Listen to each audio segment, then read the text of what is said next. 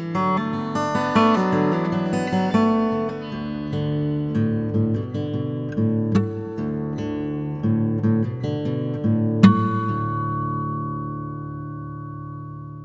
right. Well, welcome to In the Kitchen. Today we are at Benton House Senior Living Center here in Douglasville with Chef David. Chef David, thank you for having us join you in your kitchen today. Well, I'm happy to have you guys. I'll be making some chicken dumplings for you today. All righty. Well, I tell you what, before we get started, let's kind of tell the people a little bit about you. Okay. Yeah, another tie-in to the community here. Just heard that you graduated from West Georgia Technical College. Yes, ma'am. I went to West Georgia Technical College when I was a junior in high school. I spent my senior year of high school as an intern with the college, teaching and filling duties for the chef, learning management skills. And I moved on to Benton House Noonan. I worked there for several years before I moved up here to work with these lovely people at Benton House Douglasville. All right, and we've got a great audience of the residents here today. Good to have y'all. Can y'all give us a nice warm welcome? Okay, so it's a little chilly outside still. Mm-hmm. And you've got a great dish for today. Perfect meal for a chilly day. It's chicken and dumplings, relatively simple. Main ingredients is a chicken stock, cream of mushroom soup, chicken breast. I got some peas and carrots already cooked up in here. For the dumplings, we're going to use biscuit dough, and then I've got a little bit of seasoning extra just to make it spicy. Well, not spicy, but flavorful.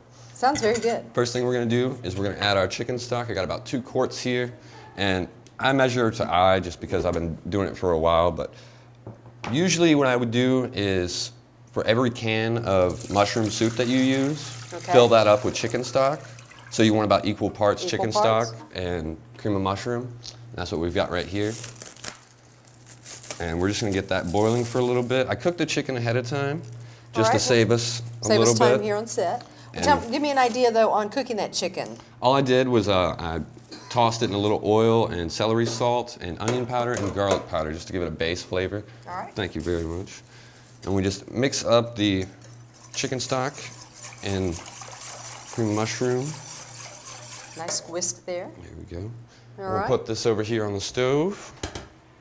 Get that going. Put it on high heat just to get it up to a nice little bit of a boil. All right. So you said the chicken you took about 20 minutes or so? About 20 minutes in the oven, depending on your oven. It all varies. Next thing we're going to do is chop up the biscuits.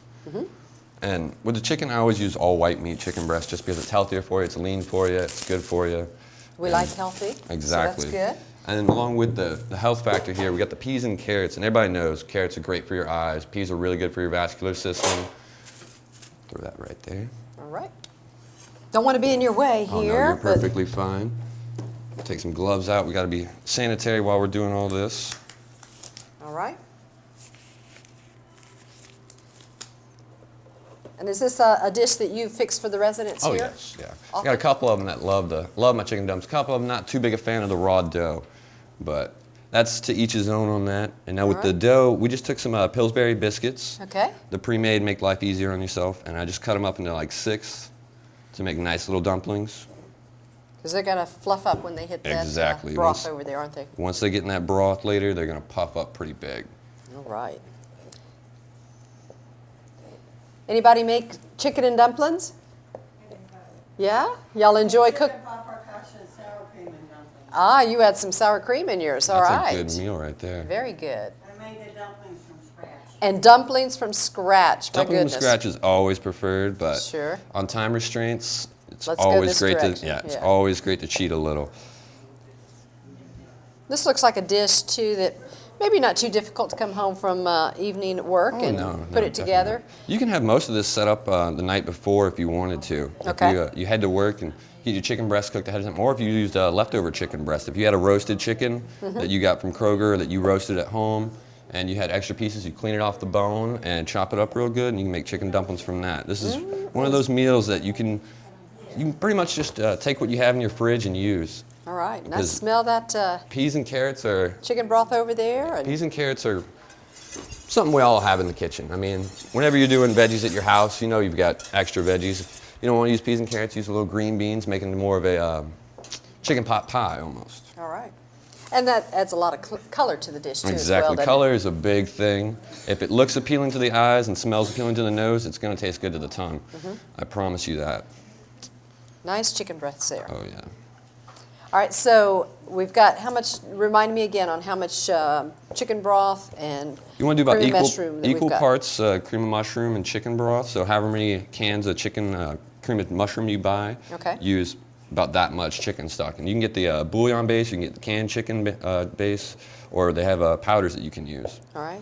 And I always try to look and find the low sodium. Low sodium's always good. Salt's one of those things that make it puff up. You hold water with it, and it's not a good thing. So how many chicken breasts are we working with Now, today? normally what I'll do is about a half a chicken breast per person. Okay. But this one, I wasn't sure how many people we'd have today, so I made a little extra. We might have some leftovers here. Oh, well, we like leftovers. There you go. Chicken and dumpling leftovers, that sounds like a delicious dish itself as well. Oh, yeah. Now this meal you can serve just by itself or with a nice side salad. Okay. And like we said earlier, perfect on a cold, rainy day, warm up by the fire, have a nice pot of chicken dumplings going. Sounds good. Anybody have any questions for us so far? Is it- Have you ever used the dumplings that you can buy at the store? I've never, she was asking if we ever use the dumplings that you can buy pre-made at the store. I've never personally, I prefer the biscuits. Just they fluff up better, they taste a little bit better. Pillsbury's a great company. I've always loved Pillsbury. I don't know about you guys, but, and then pre-made dumplings, I don't know, like we said earlier, it's better to roll the dough out from scratch and do it yourself, but cheating's fine. Yeah, we like the little shortcut that helps The little us out. shortcuts make it easier Yes. on your back at least, that's for sure. Yeah. Especially on time when you're a working mom still, that kind of thing. Agreed. Makes it easier to make the dish prepare easy. I guess the chicken breast you could also maybe put in a crock pot, cook Yeah, you throughout could. the day on the chicken broth, and Yeah, you then could. they're ready for you. You can put the chicken and the peas and the carrots and all that in a crock pot and let it go, and then when you get home, once it's nice and hot, add the dumplings and let them fluff up a bit and chow down. There you go. Okay. Now the cream of mushroom, I don't know that I've ever added cream of mushroom. What does that kind of do to the consistency It there? thickens it up a bit, and Okay. you'll get what we call nappe consistency. And nappe is a French term for coating the back of a spoon. What you'll do is you'll take a spoon and dip it in, and if you run your finger across the back of the spoon and it doesn't drip through that run, Okay. that's nappe consistency. And you'll look for that with a lot of your sauces, your Alfredo sauces, your chicken and dumplings, your tomato sauce. Most sauces, that's the consistency you want. And So that's the way you measure it. exactly the nappe consistency. All right. Very good. So- Another cooking term for you is mise en place. As you see, I've got everything set up right here. Mise en place, I learned in culinary school. Everything in its place. As you see, we got everything in its place. Oh, I like that for like around the house with the kids. I need everything mise en place, please. Mise en place. Everything mise en in place, right? There you go. All right. All right, so we got all of our nice chicken chunks in there. We're That's going to gonna- add a lot of flavor too. Back Yeah, it's into already it as seasoned well. up, so I like to pre-season my chicken so that way we don't have to add it to the pot as it's trying to boil. Okay. And that way all the seasoning that's in here will go into the flavor of this cream of mushroom. And other than your basic salt and pepper, what else did you season? Little use black pepper. I don't use a whole lot of salt just because we were talking about the Okay. sodium. Sodium's not really good for you. Small dosages. If you're going to use salt, I'd prefer sea salt. It's healthier, or some nice Himalayan rock salt. And these are the peas and carrots. We're just going to go ahead and dump those in. Oh, yeah. Probably not all of them, but Now, did you say you pre-cooked those as well? yes, ma'am. And Okay. these I just lightly steamed them. You don't have to pre-cook them if they're thawed out, but if they're frozen, I wouldn't suggest adding it because it's just going to take longer. Okay, It's like adding ice cubes to your soup. sure. We'll give that another nice little whisk, and we're going to have to let this warm up a bit more before we add the dumplings. All right. So you add As the you can peas see, and we got- carrots in there to let it all kind of begin to Exactly. the And the longer it consistency cooks down, the longer the peas and the carrots break down, and you get the flavors and the nutrients that come back from them. into the full dish then. huh? Exactly. The technical definition of cooking is to change the molecular structure of food through the processes of heat. So that's what we're doing. We're changing Wow. the molecular structure of the food through the processes of heat. I think we're getting a culinary lesson here today. What I do y'all used, to, think? I used to teach a little, so this is kind of second nature to me. So you're feeling really comfortable here. Somewhat, yeah. Good, TV is a little unnerving, but Don't mind the cameras, right? well, I got all these lovely people here looking at me, so I couldn't go wrong, right? Nice smiling faces. Question. David, didn't you Yes. say that you used the dough already made up, like that cookie dough, or not cookie dough, but the dough? The biscuit. Yes, dough ma'am. We use- already made up? Yes, ma'am. We used the pre-made dough. She was asking if I used the pre-made dough or if I rolled it out. We use the pre-made dough. You can get the Pillsbury frozen biscuits, or you can get the Pillsbury canned biscuits, or you can make them from scratch if you like. Yeah. Either way works. A couple of different options then. There's a lot of different options with this dish. Yeah. So, like I said, it's healthy for you, it's easy for you, and it's a lot of options. Now I know when I've made it before, I didn't add the peas and carrots, but I'm looking at that, and that's looking really nice, adding a lot of color. Looks almost to like it. a chicken noodle. Yeah, it does. Yeah. It does. So it's going to add a lot more flavor to it too, I bet. Oh yeah. I have a question. All right, question. You said that the longer it, what was it? Breaks down. Goes down, yes. How long, what do you mean by that? What's The longer it cooks, 20 minutes, an hour? exactly. I mean, low and slow is what you want to do. She was asking about breaking down the food. When I say breaking down the peas and carrots, I'm not saying we turn them to mush or anything like that, but we let them cook for a while. We let them soften. We let all the juices kind of excrete from them, and all that flavor mixes in. All the nutrients kind of get pulled out, and it's all in the broth now. So, All right. So how long do you think that this portion here is going to take us? this might take a minute. Might take a minute? Yeah. Well, we've Just got a a minute little or bit two. of time here. We just want this to get nice and hot, because when we add the dough, what's going to happen is the boiling stock and carrots and chicken that we have Right. is going to cook the outside of the dough and leave the center nice and soft. So we'll get that dumpling that we like. So the outside will be kind of crisp, the inside will be nice and soft, and it'll just float around in there and puff up real nice. You're all culinary about all this, aren't you? Yes, ma'am. Yes. That's from my training. I had an amazing chef when I was in school. I don't see her quite as much as I'd like to anymore, but she definitely made me the cook that I am today. Now, what got your interest in culinary? It was actually my grandmother. Okay. I grew up in a Methodist church, and Methodist Sunday luncheon, Wednesday night supper. So y'all and- enjoyed eating a lot? Exactly. Okay. Every week it was big community event at the church, 2 times a week, and she always cooked for it. So I'd be right there at her apron strings trying to taste something. Even if it didn't taste good, I tried it anyways. I remember one time You were she a was sitting taster. there. She was sitting there cutting potatoes, and I'd never had a raw potato. I wanted to see what it tastes like. Oh, raw potato, yes. That was Yes. a big mistake. That was a big mistake. I did not like that. The grittiness and just. Oh, you but didn't I had like to the know. texture? I had to know though. Had to I had know. to know. Oh man, we used to love come in the kitchen and mother doing the Mm-hmm. potatoes. Of course, now I have to admit we added a little bit of salt to it, but yeah, that raw potato. Now, So when- your grandmother, she was a good big cook for the community She was a big events? cook, but I wouldn't consider her a good cook. You would, oh, grandmother, he really didn't say that. Well, she was an amazing woman, but when it came to the kitchen timers, if the fire alarm didn't go off, it wasn't ready. It wasn't ready. So, So she was probably your first inspiration then for very cooking. much so. All right. And after that, I just took off with it. So, I actually found a piece of paper from my 2nd grade class. It was a little 2nd grade Dave. And Oh, it was yeah? his roadmap to his life, and it was what he wanted to do with his life. And at the very bottom of it, 2nd grade me wrote that I wanted to run my own kitchen. All right. I found that years later. I had no recollection of it, just saw my silly little 2nd grade handwriting, and I was That's very what- proud. I almost cried, I have to say. Well, that's almost like knowing that you have chased your dream and it's been fulfilled. That's Exactly. good. That's what I'm saying. So, All righty. Now what are we looking at as far as I think we're just about ready to add those dumplings. just there? All right. Give it that final stir. Oh yeah. Get everything up from the bottom. Well, every time you stir, go all the way down to the bottom and bring it up, because we don't Bring it. want anything to scorch. Those peas and carrots, Nothing we want them sitting to on the cook bottom. down, but we don't want them to burn down. To burn down. Okay. Throw a glove on right quick. All right. Nice and sanitary there with the. We try to be. So you've just taken your. You just take biscuit, your cut up biscuits and cut just it up, kind of break piece them by apart. piece pop them in there. All right.